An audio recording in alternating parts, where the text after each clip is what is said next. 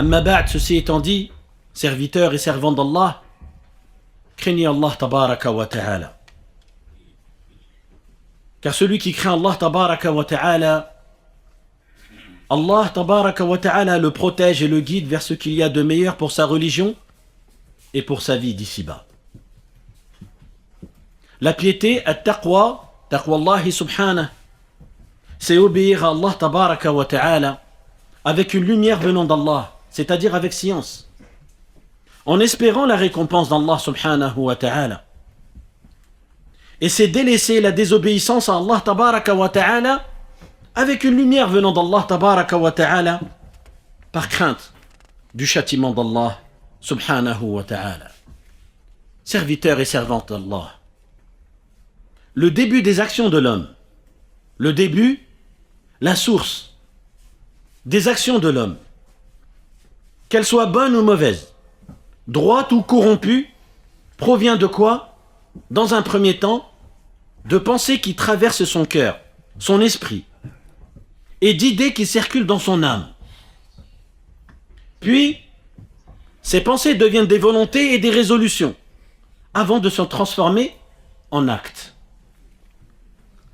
C'est pourquoi, serviteurs et servants d'Allah, celui qui maîtrise les pensées de son âme, celui qui maîtrise ses pensées, il choisit ses pensées.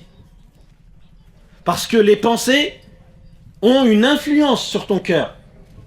Et une fois que ton cœur est influencé en bien ou en mal, selon les pensées que tu as, eh bien tu vas faire des bonnes ou des mauvaises actions.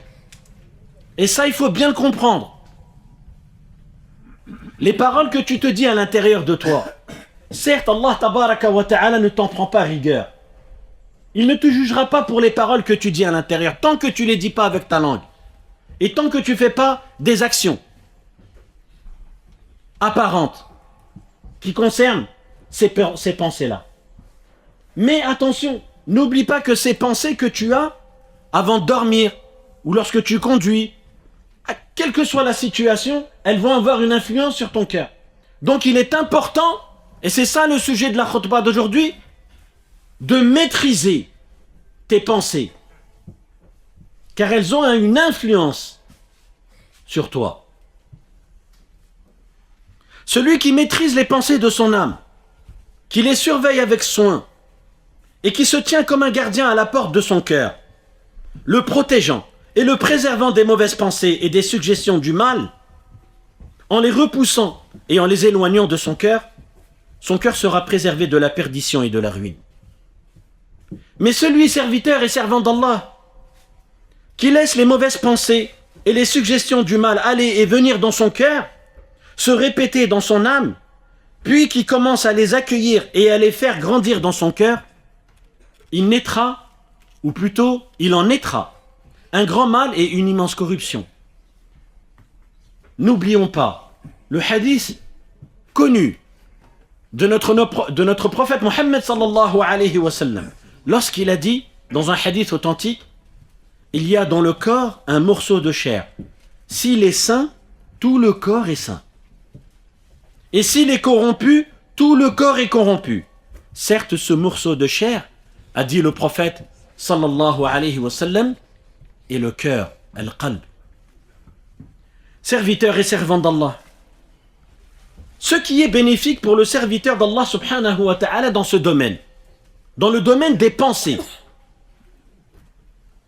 c'est de limiter les pensées de son cœur à 4 choses. Dans 4 domaines. Essaye de limiter tes pensées aux 4 domaines que je vais te citer. Premièrement, des pensées par lesquelles il recherche ce qui lui est utile dans sa vie d'ici-bas. Ce qui est normal. وَخُذْ نَصِيبَكَ مِنَ الدُّنْيَا وَلَا تَنْسَ نَصِيبَكَ مِنَ الدُّنْيا رَبَّنَا آتِنَا فِي الدُّنْيَا حَسَنَةً وَفِي الْآخِرَةِ حَسَنَةً. Deuxièmement, des pensées par lesquelles il se protège de ce qui lui nuit dans la vie d'ici-bas. Troisièmement, des pensées par lesquelles il cherche ce qui lui est utile pour son au-delà. Et des pensées, enfin, quatrièmement, par lesquelles il se protège de ce qui lui nuit pour son au-delà. S'il parvient à enfermer ses pensées, si tu parviens à enfermer tes pensées dans ces 4 catégories, alors tu réussiras. Tu connaîtras le succès, tu seras heureux ici-bas et dans l'au-delà. Serviteur d'Allah, les pensées les plus élevées et les réflexions les plus bénéfiques sont celles qui sont pour Allah, subhanahu wa ta'ala, et pour l'au-delà. Ces pensées se divisent en plusieurs catégories. La première d'entre elles est la réflexion sur les versets d'Allah subhanahu wa ta'ala. Tu médites sur les versets d'Allah subhanahu wa ta'ala. La première d'entre elles donc est la réflexion sur les versets d'Allah tabaraka wa ta'ala. La parole d'Allah subhanahu qu'il a fait descendre comme guide pour les hommes, comme preuve claire de la guidée et du discernement. Allah subhanahu wa ta'ala a révélé ce Coran comme guidance pour les serviteurs, comme droiture, réussite et bonheur dans ce bas monde et dans l'au-delà. Et Allah tabaraka wa ta'ala n'a révélé ce Coran que pour que ces versets soient médités et mis en pratique. Pourquoi est-ce que Allah subhanahu wa ta'ala a révélé le Coran? Il l'a révélé pour qu'on le mette en pratique. Mais pour le mettre en pratique, il faut dans un premier temps le lire ou en apprendre les versets par cœur et ensuite et surtout le méditer pour qu'ensuite tu puisses le mettre en pratique. La lecture et la mémorisation, puis la méditation sur les versets du Coran ne sont que des moyens d'arriver ou pour arriver à l'objectif pour lequel Allah subhanahu wa ta'ala a révélé ce Coran, c'est-à-dire sa mise en pratique. Aïcha radhiyallahu anha, lorsqu'elle a été interrogée sur le comportement du prophète sallallahu alayhi wa sallam, elle a dit tout simplement et d'une manière succincte et résumée, kana khuluquhu al-Qur'an. Son comportement était le Coran. Il mettait en pratique le Coran.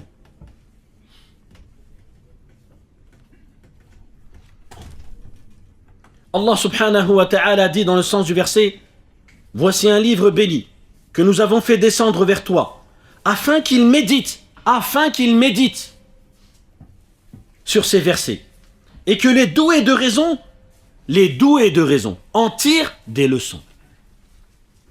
Malgré cela, beaucoup de gens n'ont pris de ce Coran que la simple récitation ou mémorisation, sans compréhension et sans mise en pratique. C'est pourquoi Al-Hassan al-Basri, rahmatullahi alayh, un grand savant de l'islam, a dit: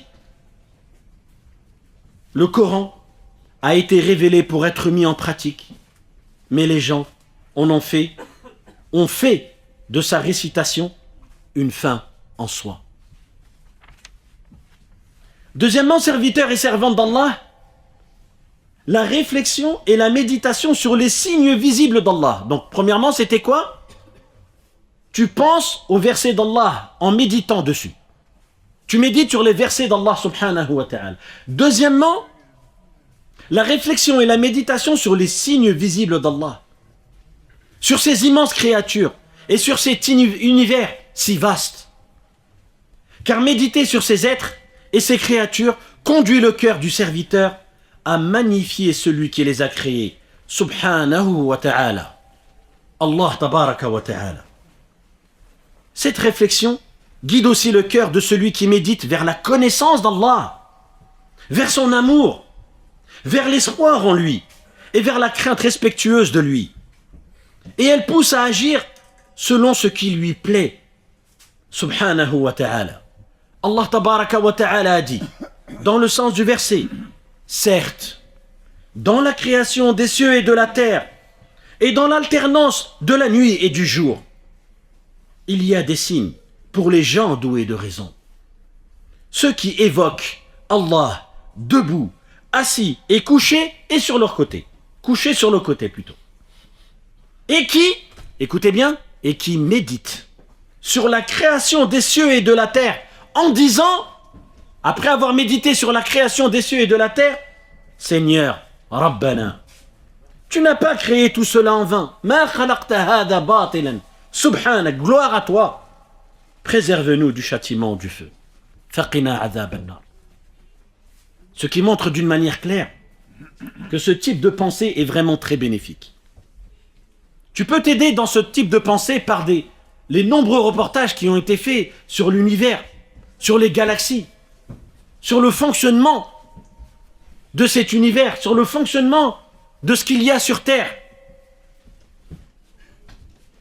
Troisièmement, la réflexion et la méditation, écoutez bien, sur les immenses bienfaits d'Allah subhanahu wa ta'ala. Allah t'a comblé de beaucoup de bienfaits.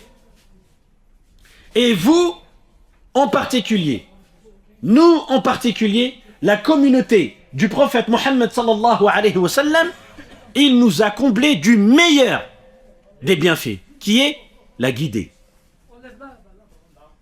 La guider vers l'islam. Raison pour laquelle Allah subhanahu wa ta'ala dit dans Surat al-Fatiha, Ihdina as-sirat al-mustaqim. C'est la plus grande des ni'am.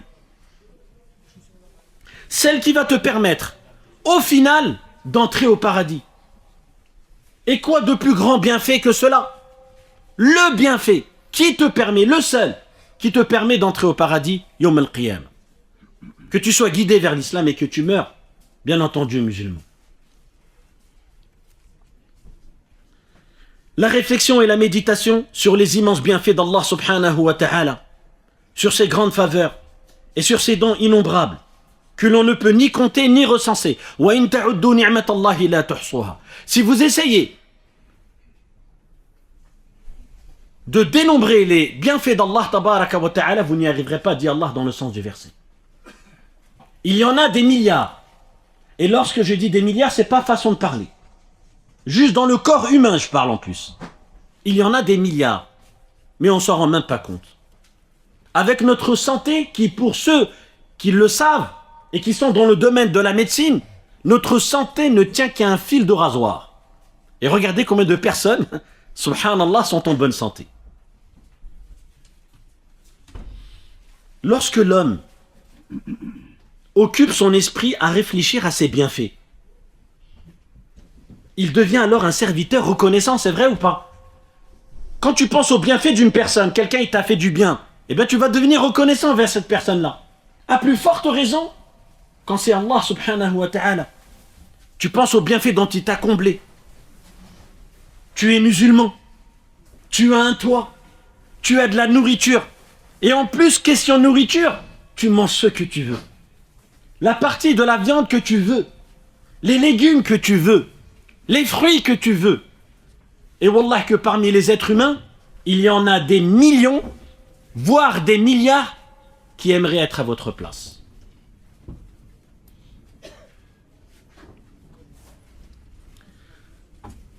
Lorsque l'homme occupe son esprit à réfléchir à ses bienfaits, il devient alors un serviteur reconnaissant, remerciant les bienfaits d'Allah, se souvenant d'Allah, le louant et faisant son éloge subhanahu wa ta'ala. Allah tabaraka wa ta'ala, écoutez bien, après avoir énuméré ses grands bienfaits et ses nombreuses faveurs dans Surat al-Nahl, connue comme la sourate des bienfaits, Allah tabaraka wa ta'ala, une fois qu'il a énuméré ses bienfaits, qu'est-ce qu'il a dit? Méditons dessus. Il a dit à la fin, après avoir énuméré ses bienfaits, ainsi, dans le sens du verset, ainsi il parachève sur vous son bienfait, afin, écoutez bien, afin que vous vous soumettiez à lui. C'est comme ça qu'on est reconnaissant vis-à-vis d'Allah. C'est pas juste en disant merci à Allah. C'est en se soumettant, en lui obéissant, en faisant ce pourquoi il nous a créés. En priorité, mettre en pratique le tawhid, l'unicité, la prière, la zakat, le jeûne, le hajj, etc. parmi les actes obligatoires en priorité. Puis tu multiplies les bonnes actions surérogatoires. C'est comme ça qu'on est reconnaissant vis-à-vis d'Allah subhanahu wa ta'ala. C'est pas seulement en disant « Ah, moi je suis reconnaissant, merci Allah ».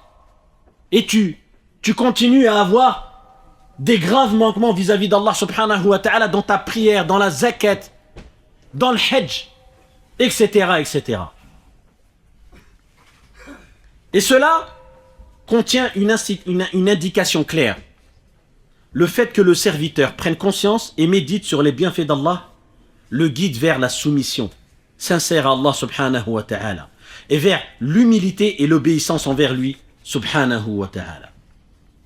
Serviteur d'Allah, la quatrième de ces réflexions, de ces pensées bénéfiques, qui vont être bénéfiques, qui vont avoir un effet bénéfique sur ton cœur et donc sur le reste des membres du corps.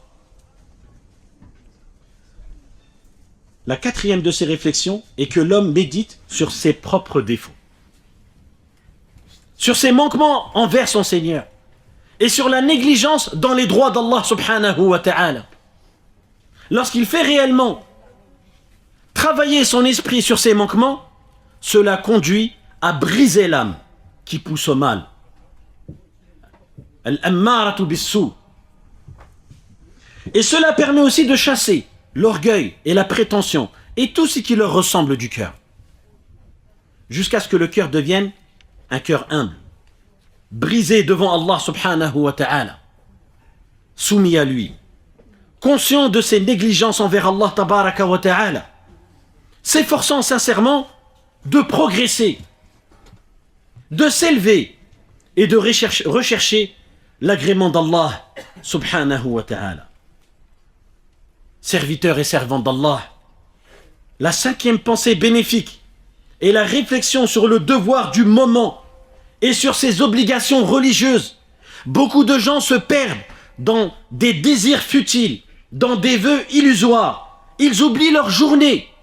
Certains planifient des actions qui s'étendent sur des dizaines d'années, mais ils négligent leurs devoirs du jour et leurs obligations, alors que la mort ne prévient pas. On a dit autrefois, l'homme est le fils de son jour. Ainsi, le serviteur réfléchit à ce qu'il doit faire aujourd'hui et concentre son énergie et son cœur sur cette tâche, s'efforçant de sorte que le soleil de sa journée ne se couche pas sans avoir accompli le devoir d'Allah subhanahu wa ta'ala. Il s'éloigne de tout ce qui déplaît à Allah et il continue ainsi jour après jour et moment après moment, de sorte que ces journées s'ajoutent les unes aux autres pour accroître sa valeur et son élévation auprès d'Allah subhanahu wa ta'ala. Et que chaque journée soit pour lui source de tout bien et de tout mérite auprès d'Allah tabaraka wa ta'ala. Serviteurs et servants d'Allah, tout ce qui n'est pas de ces réflexions que je viens de citer n'est que des suggestions dans le cœur, des illusions vaines et des tromperies mensongères. Celui qui s'attache n'en retire aucun bénéfice, mais cela lui apporte malheur et préjudice ici-bas et dans l'au-delà. Qu'est-ce qu'on retient de cette khutbah? On retient la chose suivante. Maîtrise tes pensées, mon frère. Fais attention, elles ont un effet énorme sur ton cœur. Et tes œuvres, ton comportement dépend de ton cœur. Comme on l'a vu tout à l'heure dans le hadith, où le prophète sallallahu alayhi wa sallam a fait mention du cœur. Si ton cœur il est bon, tu seras quelqu'un de bien. Si ton cœur il est mauvais, tu seras quelqu'un de mauvais. Et qu'est-ce qui influence en premier ton cœur? C'est tes pensées. Maîtrise-les. Limite-les à ce qui t'est bénéfique. Celles qui vont te faire augmenter la foi. Celles qui vont te rapprocher d'Allah subhanahu wa ta'ala. Qu'Allah tabaraka wa ta'ala réforme nos cœurs, purifie nos âmes et nous guide vers le droit chemin.